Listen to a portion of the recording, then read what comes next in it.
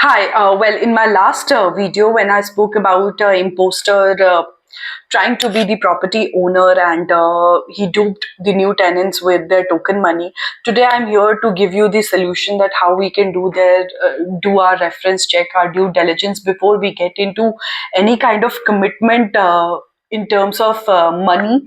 First of all, if this information makes sense, do save this and save this for future references also.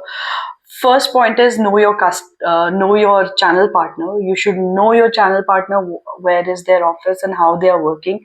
The second point is to make sure that you don't ignore those red flags. The apartment cost is less than what is the market rate going over there. He is just not trying to flatter you with any kind of different pricing and saying yes to everything you are saying and putting a pressure on you to put the token money right then and there. The third point is very, very important. If you are not meeting your property owner in person, ask for the maintenance bill, the utility bills of that owner. Try and match, because most of the time what we do is that we send the token money through UPI.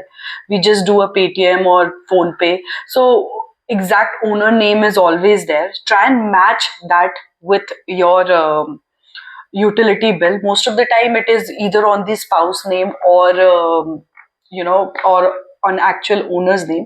If these two things are matching, then you are actually connected to the right person. And fourth point is that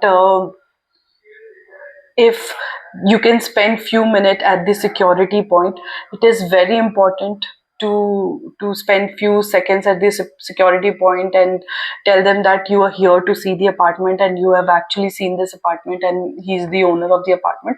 If there's anything funny happening over there, that can be checked right then and there if you speak about it. So the whole idea of this information sharing is that I need to make sure that anyone in the future don't get duped like this, because it's very important to create trust among the people. um, there are chances that somebody in genuine is also doing it. I'm not sure people, the stakeholders involved into this, really wanted this to happen, but safeguarding our interest, our name, our fraternity interest is very, very important for us, because we all are doing our all like hard work at every corner. So I just want to make sure that you do your best and do your due diligence. And if there's any information that you need, you can always call me. My name is Ekta, and I'm here to help you. Bye there.